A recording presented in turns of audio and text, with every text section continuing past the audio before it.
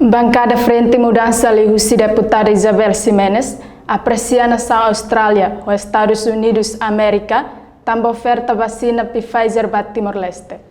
Deputada bancada Frente Mudança Isabel Ximenes sai declaração política durante plenária parlamentar e dili terça-feira semana A deputada Isabel Ximenes oferece vacinação Pfizer ajuda teves governo Timor-Leste hodiahu ona vacinação balabarik sira hoidade sanuluresen ruato sanuluresen hitu. E bem entendemos que continua a forma de apreciação boa para apoio às nações vizinhas. Nebem sempre fosse apoio no ajuda para Timor-Leste para luta contra vírus SARS-CoV-19, nós para apoio à campanha de vacinação.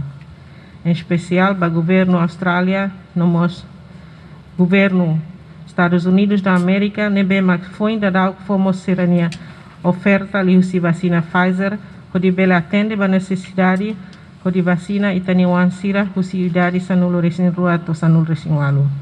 Entretanto, bancada Partido Democrático PD Lihusi deputado Adriano Nascimento preocupa com o armazenamento vacinação. A minha preocupação na questão com o armazenamento, que Pfizer ita tem que cuidar do teptebes. E tinha experiência, lá tem o ministro Bele explica, hode AstraZeneca ita sonaema sala. Atau suruh racing que buat ai morug ne lavale teon. Ami husu para ita labele repete idene ba itine uan sir do janu sirne. Tambah sa Pfizer tem que hare ni temperatura tem que exato. Setun uituan ai morug lavale. Nebe ami husu idene ba governo atu bela taumatan. Com a preocupação Husi bancada PD ministro presidencial Conselho Ministro Fidelis Leite Magalhães Sateten. Agora é período de fulan turmai, fulan novembro nemos, o governo se intensifica a vacinação, não se intensifica a administração vacina Pfizer balabarik sira.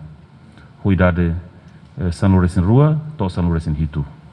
Hirak nemos nessa passo importante ida para hoduneit bel hakat liu batan iha vida normal deve tu deseja.